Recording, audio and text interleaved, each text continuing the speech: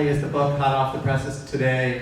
We collected the first piece of data for the book when my oldest son was 3 months old, and he is now 8. So it was a long time in coming, and really glad to have a chance to share with you today. Great. Well, why don't you get us started? As I said, the title is In Search of Deeper Learning, the quest to remake the American high school.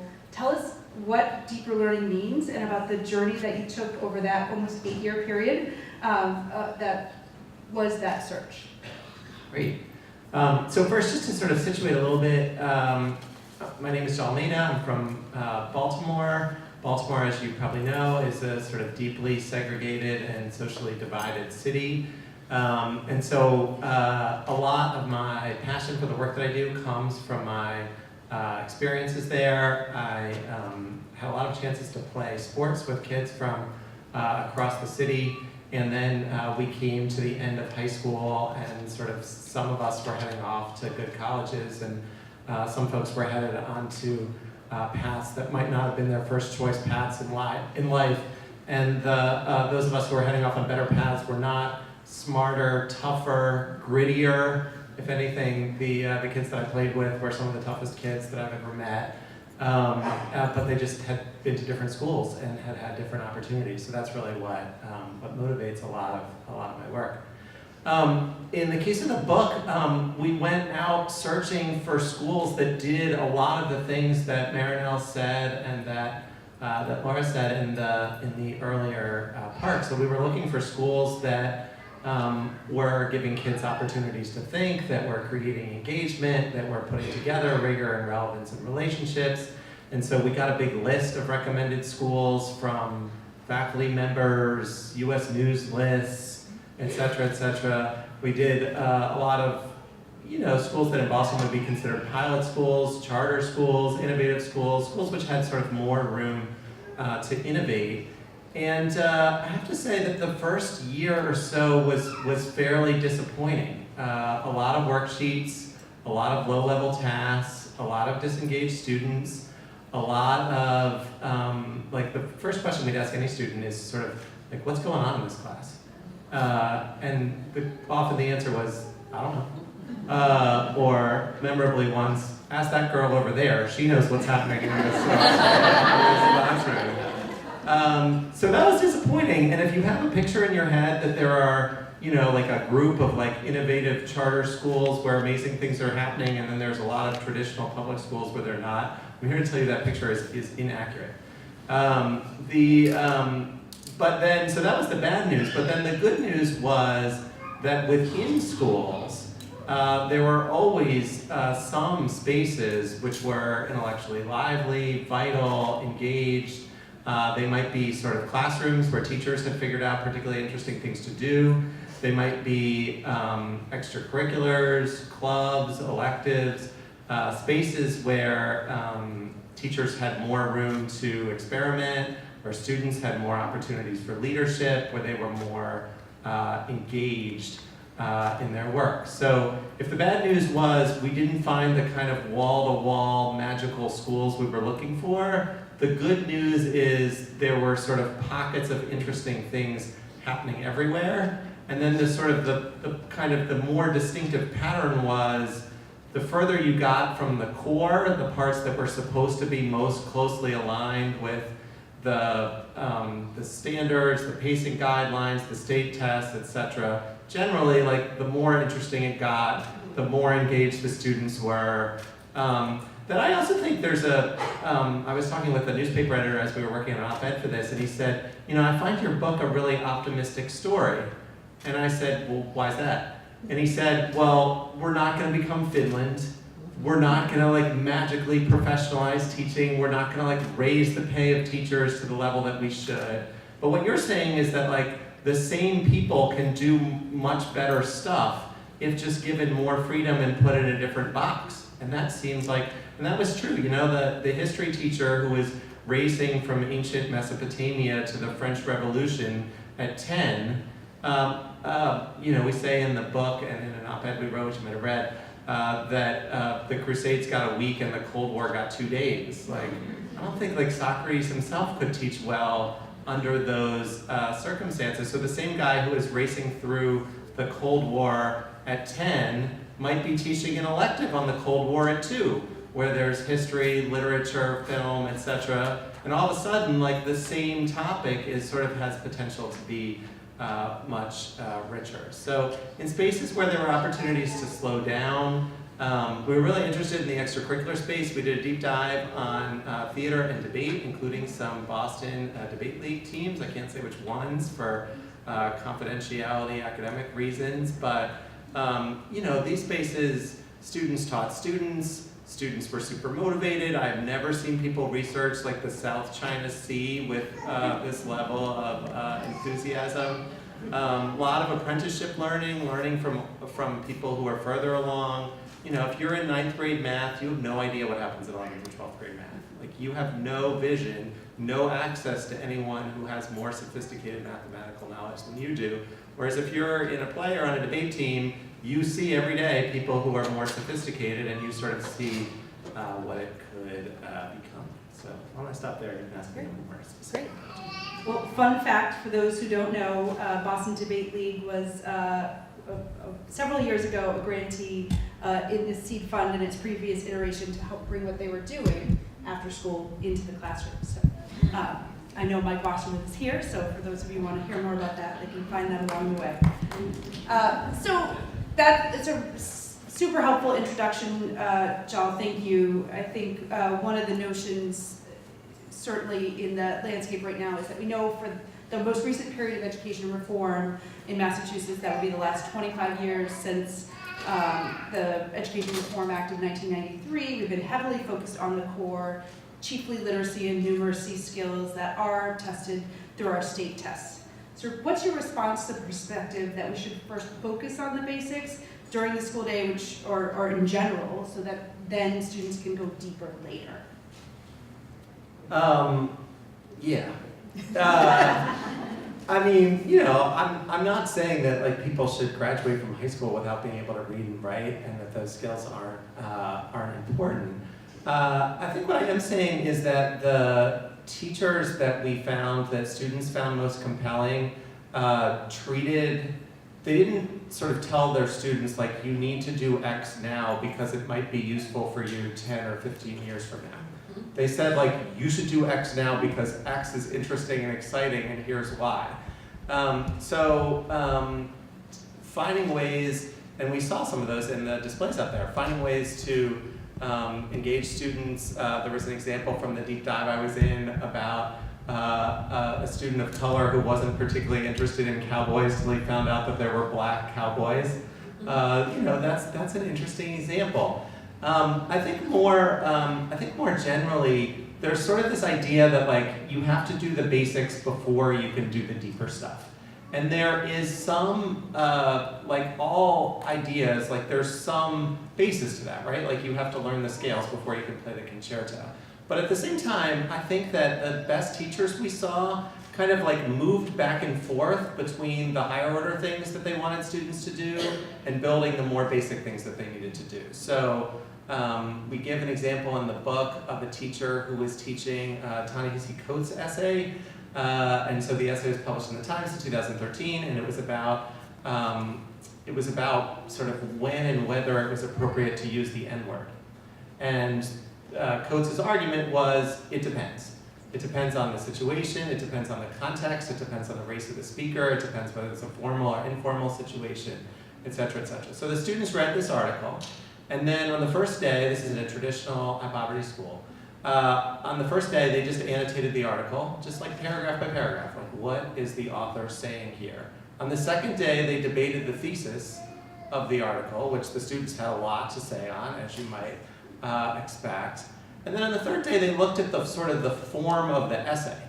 And the teacher's point was, well, you get taught in school that, you know, an essay should, like the thesis should come at the end of the first paragraph, and then every other paragraph should lead with the topic sentence that connects to the thesis. Well, this guy's an essayist, and he was published in the New York Times, but his essay doesn't look anything like this. Like, what's up with that?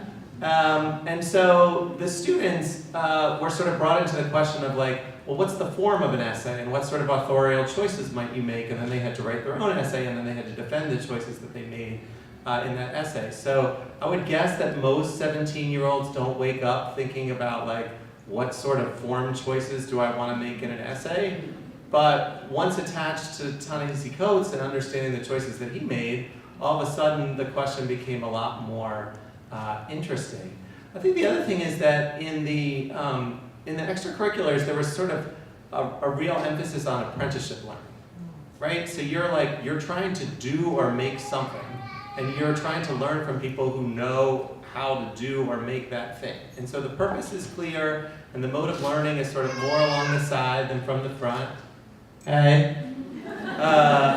And I think the best teachers kind of basically like did the same things, but just in the school subjects. So like they helped kids design science experiments, which could at elementary school level be pretty simple, and at high school level could be pretty sophisticated. But the sort of act of coming up with a question, thinking about how you could research it in high school, thinking about what statistics you would need to support those inferences, etc. It's essentially like that same sort of apprenticeship act you'd see on a soccer field or on a stage or in a debate place.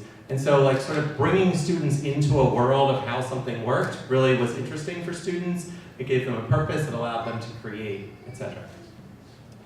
Great. I'd love to explore that just a little bit more and double click on a notion of equity. As you know, most of the students in the Boston Public Schools are students of color. Many are English learners and or have special learning needs. Equity is a big focus of our work at EdVestors, certainly of the district work and education here in the city writ large. Is there an equity dimension to your case for deeper learning? And how would you approach that? Very much so. Right? So sometimes people say something like, well, isn't all of this inquiry-oriented, constructivist, project-based, authentic education, that's good for the kids who already got a lot of dominant cultural capital at home and their parents taught them, a lot about reading and so on and so forth. Like, but if we did this with the other kids, then, well, what if they never really learned the basics and like, wouldn't bad things happen to them? And I can see why people say that, but I think the reality is pretty close to the opposite. I think the reality is that public schools work well enough for upper middle class kids, the majority of whom are white.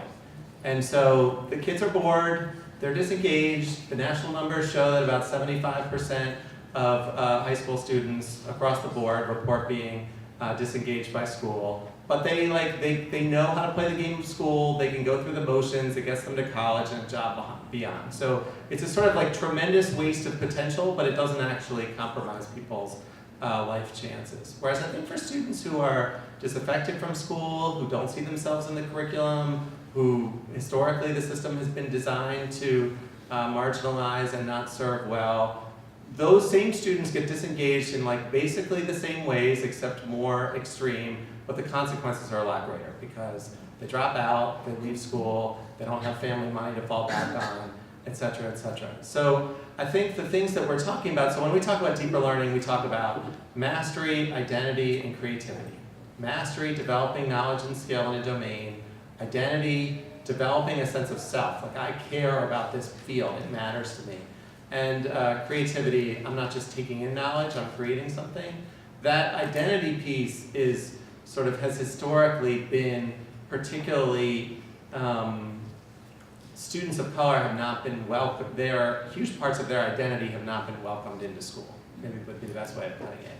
And so if you create schools where they see themselves, where they feel safe, where they feel like they belong, where they see people like them who are doing work in the kinds of fields that they want to do, then they'll be much more able to do the kind of academic work which will lead to progress on the tests and college admissions and all the rest of it. So I think this is entirely consistent with an equity story. It's just, we sort of like need to do these things. The case for it is, I think, greater for students of color. So it would be foolish of me to be on stage with an expert and not get some advice. So as I mentioned earlier, EdVestors' work at scale is focused on 3 areas: arts education, improving math proficiency, and expanding career pathway opportunities for high school students. What advice do you have for us and for our school partners as we aim to close opportunity and achievement gaps in those areas?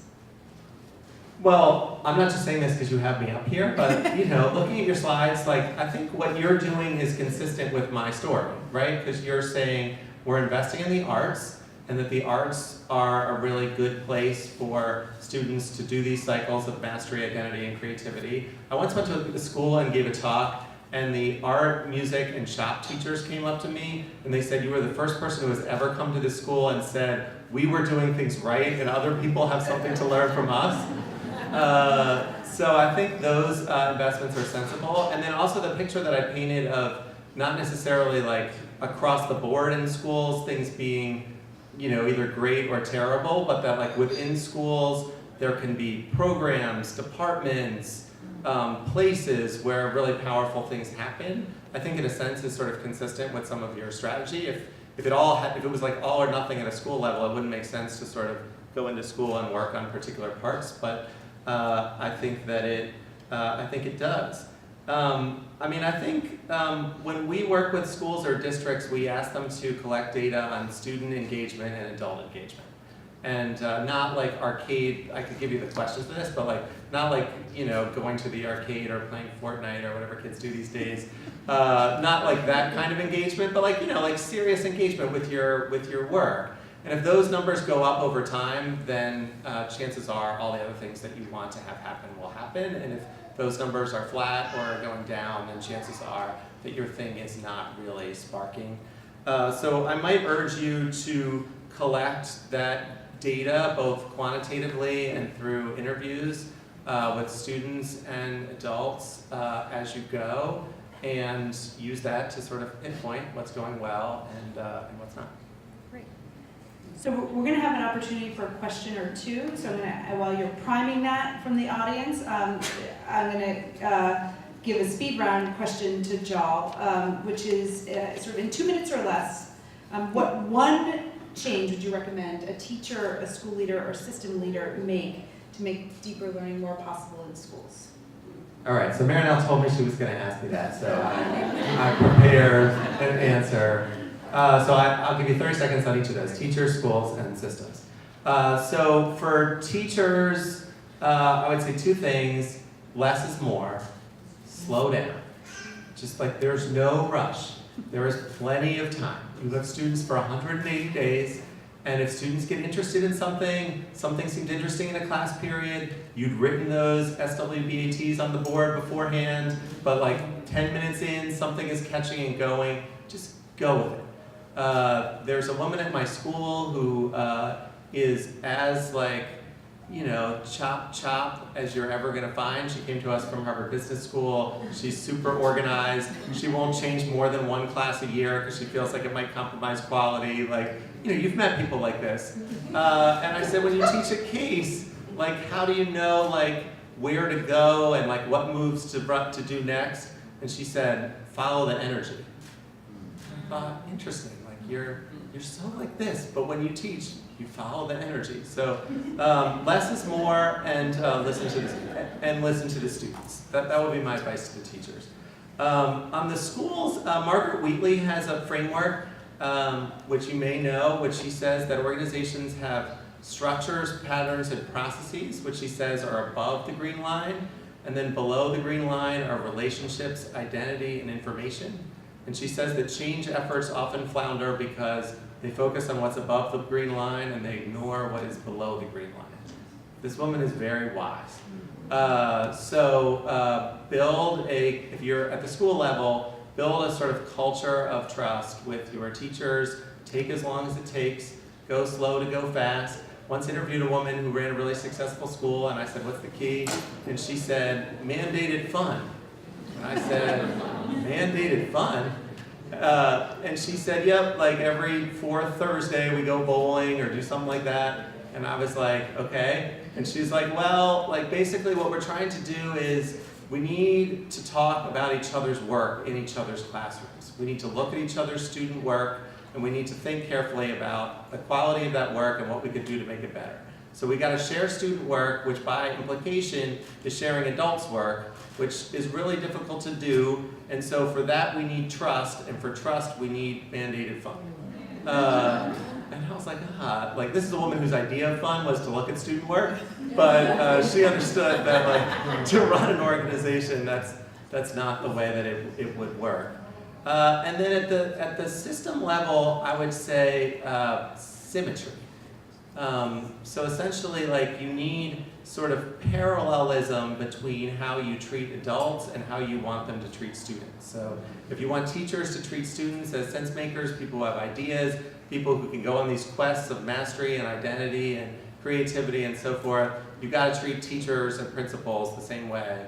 Otherwise, like, we've just seen it consistently, like at schools where the principals were controlling the teachers were controlling the kids, and at schools where the principals were empowering and listening to the teachers were empowering and listening to the kids. We need to sort of like extend that same principle out to the system level. So is there a burning question in the audience?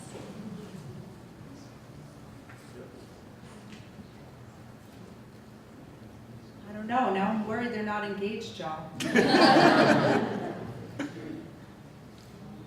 Well, I have another one, which is, always thinking about seeing examples and innovation and bright spots is really important. But if we were to think about doing this at scale and having deeper learning and that kind of approach catch a fire more broadly, what would that take? What would it take for those ideas to spread?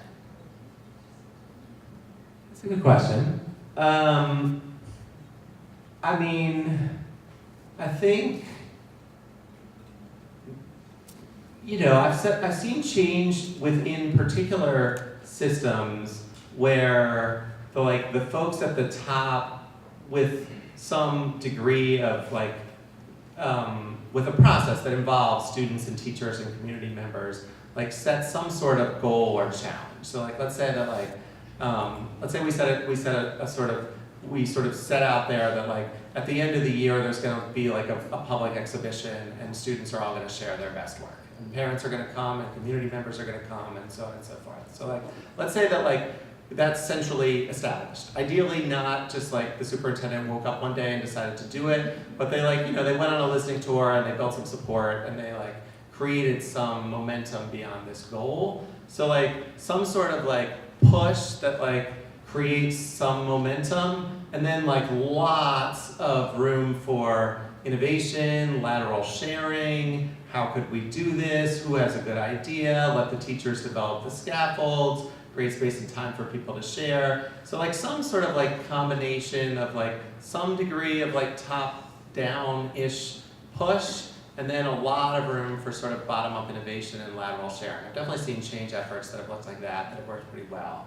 If we wanted really wide scale, I think probably our best bet is something networks of networks. So basically if we could build a few schools that could do these sorts of things, and then the adults in those schools got together and learned and worked with each other in ways, and then some of those adults became leaders of sort of the next set of networks, and sort of gradually like that. And I say that because I really believe strongly in sort of some form of apprenticeship learning, that we're trying to create basically a different kind of system than the one we have. So if we just sort of pass a set of laws or standards or et cetera, we'll just get sort of, that's good if you want sort of marginal incremental change. But if you want something really different, probably your best bet is to build a set of schools that can do those things, and then have those people in turn touch more schools, and then have those people touch more schools, and sort of spread in a kind of pay it forward kind of fashion.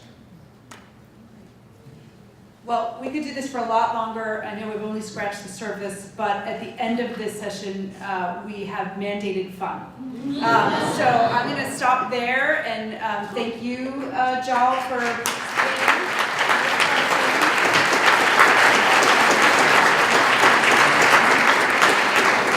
For folks who are intrigued, a copy of Dr. Mehta's books are available for order out at the front of the assembly doors. And I think I'm struck So often we focus on innovation as like the new thing and something we've never seen before, but what Dr. Maida is pointing us to, which I think has been at the core of EdVestors since the beginning, is that innovation is often looking in other corners of other spaces for things that we can apply to our own situation. And so I think this notion holds a lot of credence for our experiences and for the way we think about innovation in education, both in terms of its content and its approach. So I want to appreciate both of those things. I want to appreciate you all again for being here today. I hope that you're inspired by some of the innovators that you've met and talked to and heard from. If you're so moved, we would be grateful, and each of them would be grateful for your support. So as you know, around the room and out after this event, ways to support the work are available to you should you be interested. And we will, as Kath said, announce the winner of the JetBlue tickets later this week, so stay tuned. And again, finally, I hope you'll join us for some mandated fun now at a reception out in the main space, and ice cream across the hall with some of our EdVestors staff who are expert at finding free ice cream afterwards. So thank you to each of you again.